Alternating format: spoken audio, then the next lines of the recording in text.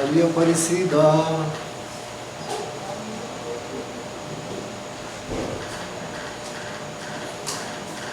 Então, vamos agora falar um pouquinho mais sobre Jesus, sobre os seus ensinamentos. O tema da noite é Bem-aventurados os puros de coração, porque verão a Deus. Os puros de coração. Estamos com o coração puro ou ainda nossos corações estão meio conturbados? Bem-aventurados os puros de coração, porque eles verão a Deus. Mateus, versículo 8. Então lhes apresentaram os meninos para que os tocassem.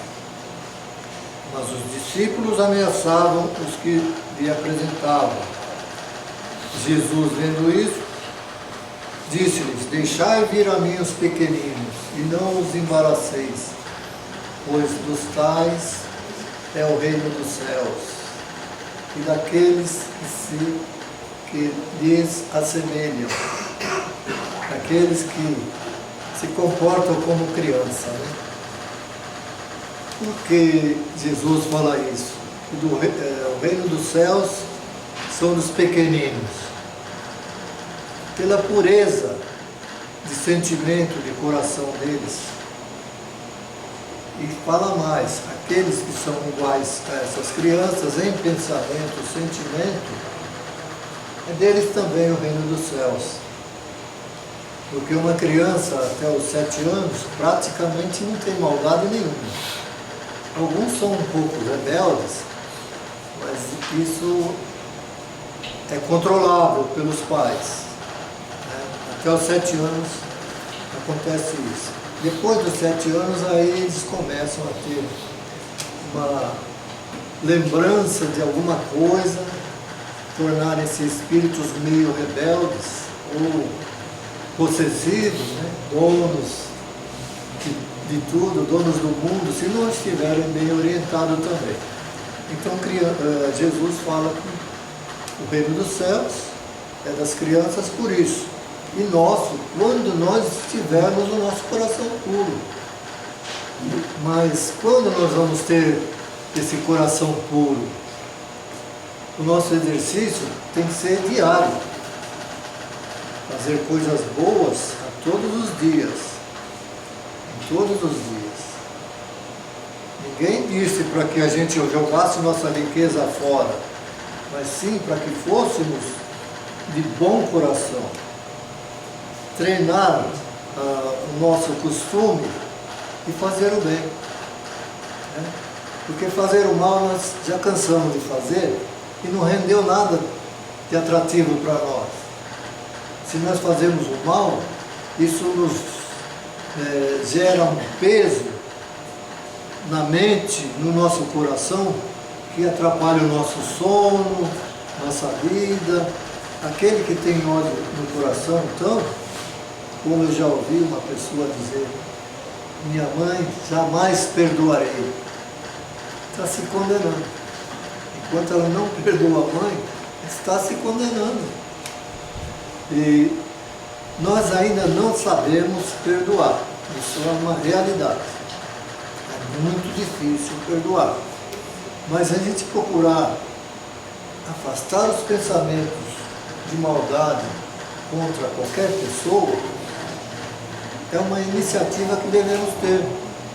E pelo nosso bem. A gente vai fazer o bem para outra pessoa, porque vai deixar de estar vibrando negativamente para ela e vai estar se transformando numa pessoa melhor. A gente conhece alguém de coração puro como Jesus quer? Lembram-se de São Francisco de Assis? Que ele, às vezes, até na chuva, ou tempo bom, ele saía dançando, cantando, pulando, né? Para quem visse aquele homem lá pulando, dançando, esse cara é maluco, né? Pensava dessa forma, esse homem aí é meio doido, dançando sozinho, sem música, sem nada, e cantando. Então, Essa seria a visão da pessoa que via ele pela primeira vez. Porém, quem já conhecia ele sabia da realidade. Ele se transformou num pobre com registro mental. Eu sou pobre de tudo. Quando lhe ofereciam alguma coisa, ele falava, dá aos pobres. Mas ele era pobre e não aceitava. Ele era pobre completo, no máximo. Então ele queria que auxiliasse os outros pobres que não tinham o necessário, mas que não eram ainda purificados como ele. São Francisco, ele tinha uma conversação direta com Jesus. Ele sabia que ao desencarnar, estava Jesus ali esperando para carregá-lo em seus braços. Então a alegria dele era fantástica. Se eu fosse assim, eu também ia sair cantando, dançando por aí. Quando eu for igual Francisco de Assis. E todos nós seremos, viu? Não é uma proposta só para o domingo, não. É para todos vocês. Para toda a humanidade. Para isso veio Jesus. Nos orientar para nos transformar igual crianças. Com a pureza de uma criancinha. Essa deve ser a nossa busca. Porque se a gente vem numa casa de oração, esperando que vai encontrar um marido, uma esposa, que vai ter sorte de ganhar na loteria, está completamente enganado. Quando nós abrimos essa casa, veio uma senhora, logo de cara, aqui é um centro, né? Porque meu marido separou, não sei, está com outra. Moça, conversa com Jesus, fala com Deus. Quem sabe você recebe uma orientação. Mas ele não vai trazer teu marido de volta, não. Nunca mais ela vê. Então, a gente está aqui por outros motivos, né? Transformarmos-nos em espíritos puros. Vamos ler um trechinho aqui do Evangelho da Noite, né? Pecado por pensamento e adultério, né? Faz parte. Ouvistes que foi dito aos antigos, não adulterarás. Eu, porém, vos digo, todo que olhar para uma mulher, cobiçando-a, já no seu coração, adulterou com ela. Então, Jesus oferece sempre o máximo. E a gente não tem esse máximo ainda. Porque se eu vejo uma mulher bonita, eu olho que mulher bonita. Se uma mulher vê um homem que ela acha que é bonito, nossa, que legal, né? Isso é bom. O que não pode é nos deixarmos nos levar pela cobiça. Ah, se ela fosse minha, ou desejando ela, ou ela desejando ele. Aí sim, aí a coisa, estamos andando para trás, né? Temos que olhar, o homem olha a mulher como se fosse uma filha, uma irmã ou uma mãe. Se os dois forem solteiros, não tem problema nenhum. Os dois, se quiserem, maravilha, né? É assim que se forma a família. É natural. E se a gente vibra amorosamente pelo outro, o homem pela mulher e a mulher pelo homem, as coisas melhoram em tudo. Eu vejo mulheres como irmã, eu vejo mais jovens como filha, mais jovem ainda como neto. Que Deus abençoe a todas. E as mulheres da mesma forma. Se a gente assiste as novelas lá, é só tranquilo, só porcaria, né? A gente tem que começar a pensar diferente. Não adulterarás. Porque se nesta geração adúltera e pecadora alguém se envergonhar de mim e de minhas palavras, também o Filho do Homem se envergonhará dele, quando vier na glória de seu Pai, acompanhado dos santos anjos. E com a má informação religiosa, quase todo mundo que entendeu que a proposta das religiões nos transformava em pessoas condenadas, né? Todo mundo ia para o inferno. Então, deixamos de lado Deus, Jesus, mas hoje nós temos a oportunidade de estar de volta, nos encontrar com Jesus de alguma forma. É isso que Jesus quer dizer. Aquele que se envergonhar de mim é que abandonou, né? Verdadeira pureza e mãos lavadas. Então chegaram a ele uns escribas e fariseus de Jerusalém, dizendo: por que violam os teus discípulos a tradição dos antigos, pois não lavam as mãos quando comem? E Jesus diz assim: e vós também, por que transgredis o mandamento de Deus? Porque Deus disse: honra teu pai e a tua mãe. O que amaldiçoar o seu pai ou a sua mãe, morra de morte. Quer dizer, isso em geral, né? Eles cobravam que as pessoas não lavavam as mãos, no entanto, o pecado deles era muito maior do que aqueles que não lavavam a mão. Não lavar a mão não tem pecado nenhum. O que pode é a pessoa contrair alguma doença, né? Só isso. Mas eles não, eles faziam tudo ao contrário do que era orientado. Escândalos, cortar a mão. O que escandalizar, porém, um desses pequeninos que creem em mim, melhor lhe fora que se lhe pendurasse ao pescoço uma mó de atafona, aquelas pedronas, né? E o lançasse ao fundo do mar. Porque é necessário que sucedam escândalos, mas ai daqueles por quem vem o escândalo. Ora, se a tua mão ou teu pé te escandaliza, corta-o e lança-o fora de ti. Melhor é entrar na vida manco ou aleijado do que tendo duas mãos ou dois pés sendo lançado no fogo do inferno, ou seja, vai inteirinho, mas não tem paz, está nas trevas, né?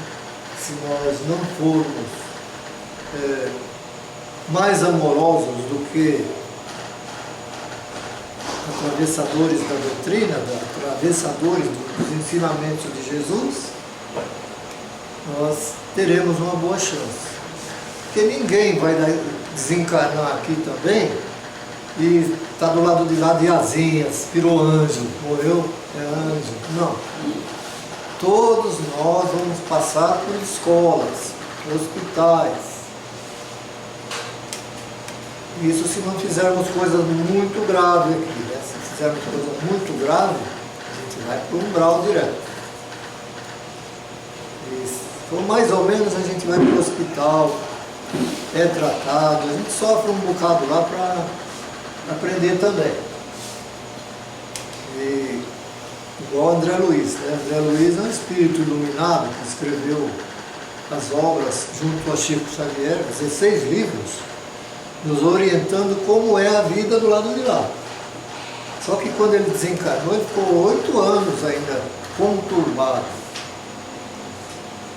Ficou 8 anos para resolver falar com Deus, pedir perdão a Deus pelos erros dele.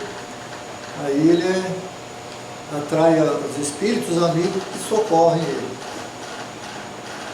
Aí ele vai para um hospital, é tratado, vai para uma escola espiritual.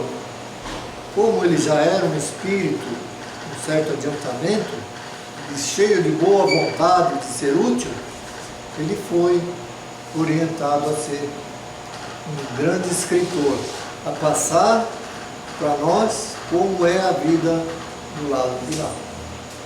Kardec nos trouxe os ensinamentos de Jesus em sua pureza, nos falou que a morte não existe e que existem reencarnações. Nos orientou o perigo do suicídio, que quem se suicida pensa que está fugindo de um problema e arruma outro maior, né? E nos trouxe o amor de Jesus. aí a oferta para nós. Mas a plantação é livre, a colheita é obrigatória. O que fizermos são plantações nossas que nós vamos colher. Plantou vento, colhe tempestade. Né? Plantou carinho, colhe amor. Deixar vir a mim os pequeninos. Essas palavras tão profundas, na sua simplicidade, não fazem apenas um apelo às crianças, mas também às almas que gravitam nos círculos inferiores, onde a desgraça desconhece a esperança. Jesus chamava a si a infância intelectual da criatura formada, os fracos, os escravos, os viciosos. Olha, os viciosos, está vendo? A gente condena a pessoa que tem um vício. Jesus não. Ele nada podia ensinar a infância física, presa na matéria, sujeita ao jugo dos instintos e ainda não integrada na ordem superior da razão e da vontade, que se exerce em torno dela em seu benefício. Jesus queria que os homens se entregassem a Ele. Venha a mim, todos que choram, sofrem, e eu vou cuidar de você. Eu cuido de você. Ninguém vai ao Pai se não for por mim. Jesus disse isso. E a gente fica pensando, mas como que eu vou por Jesus ao Pai? Ir por Jesus é fazer o que Ele deixou, os ensinamentos dele. Se nós somos bondosos, temos bom coração, estamos indo por Jesus até o nosso Criador. Tudo bem? Então vamos fazer uma prece.